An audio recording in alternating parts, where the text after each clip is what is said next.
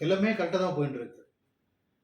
நல்லா படிச்சிருக்கேன், நல்ல திறமை இருக்குது, எல்லாமே நல்லா தான் இருக்குது. ஆனால் இருந்தாலும் ஏதோ ஒரு விஷயம் என்னன்னு தெரியல, என்னால் வந்து அச்சீவ் பண்ணவே முடியல.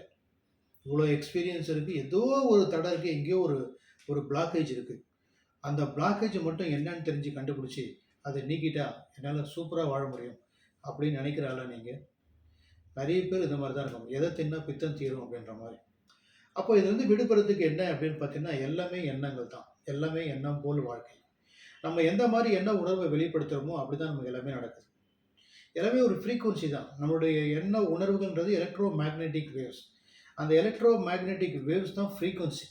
நம்ம எந்த மாதிரி ஃப்ரீக்வன்சியை வெளிப்படுத்துகிறோமோ அதுக்கு ஒத்த ஃப்ரீக்வன்சியை நம்ம அட்ராக்ட் பண்ணுறோம். இப்படி சொன்னால் உங்களுக்கு புரியும். எலக்ட்ரானிக் டிவைஸ் எல்லாமே எதில் ஆப்ரேட் ஆகுதுனாக்கா, ஒரு ஃப்ரீக்வன்சி அடிப்பில் தான் வேலை செய்யுது. ஒரு ரேடியோ எடுத்துங்க. உங்களுக்கு ரேடியோவில் எந்த ஸ்டேஷனில் பாட்டு கேட்கணும் அப்படின்போது அதுக்குண்டான ஃப்ரீக்வன்சியை நீங்கள் டியூன் பண்ணும்போது அதுக்குண்டான விஷயங்களை நீங்கள் கேட்குறீங்க இல்லையா? அதே மாதிரி எலக்ட்ரானிக் டிவைஸ் மட்டும் ஃப்ரீக்வன்சியில் ஒர்க் பண்ணலாங்க. மனுஷனுக்கும் ஃப்ரீக்வன்சி அடிப்பில் தான் ஒர்க் பண்ணுறோம்.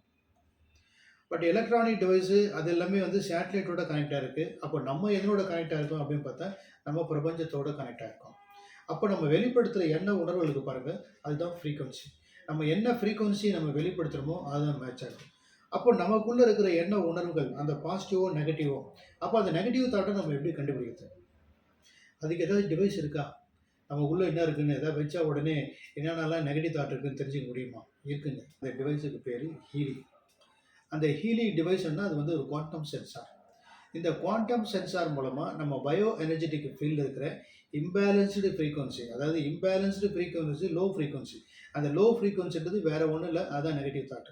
அது என்னன்றதை அதை கண்டுபிடிச்சி அதை நம்ம வந்து ஹீலிங் மூலமாக ஹார்மோனைஸ் பண்ணி பேலன்ஸ் பண்ணி அது மூலமாக நம்மளுடைய பாசிட்டிவாக எப்போவுமே நம்ம ஏன்னா நம்முடைய பயோ எனர்ஜெட்டிக் ஃபீல்டு தான் interface between our physical body and universe. Bio energetic ஃபீல்டில் இருக்கிற லிமிட்டிங் பிலீஃப் என்ன, அதை எப்படி நம்ம ஓவர் கம் பண்ணி அச்சீவ் பண்ண முடியும்னு சொன்னேன். இதை எப்படி நம்ம செக் பண்ணலாம் அப்படின்னா, அந்த டிவைஸ் மூலமாக அந்த பயோ எனர்ஜெட்டிக் ஃபீல்டை வந்து யோகி பிலாசபியில் ஆரிக் ஃபீல்டுன்னு சொல்லலாம். சக்ரா, ஆரா அண்ட் சக்ரா.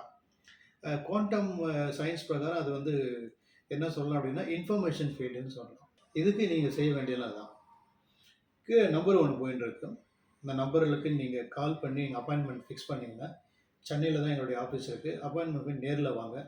இன்கேஸ் நீங்கள் ரொம்ப டிஸ்டன்ஸாக இருக்கீங்க, நேரில் வர முடியாது அப்படின்னா, இதை ஆன்லைனில் கூட உங்களுடைய ஆரா ஸ்கேன் ரிப்போர்ட்டை அனலைஸ் பண்ணி உங்களுக்கு வந்து கைடன்ஸும் கவுன்சிலிங் ஜூம் மூலமாகவும் உங்களுக்கு கவுன்சிலிங் கொடுக்குறாங்க. வாங்க, உங்களுடைய லிமிட்டிங் பிலீஃப் என்னன்றதை தெரிஞ்சுக்கிட்டு அதை சரி செய்வதன் மூலம் வாழ்க்கையில் உங்களுக்கு வேண்டியது இப்போ வாழ்க்கையை வளமாக்கி கொள்ளலாம். நன்றி.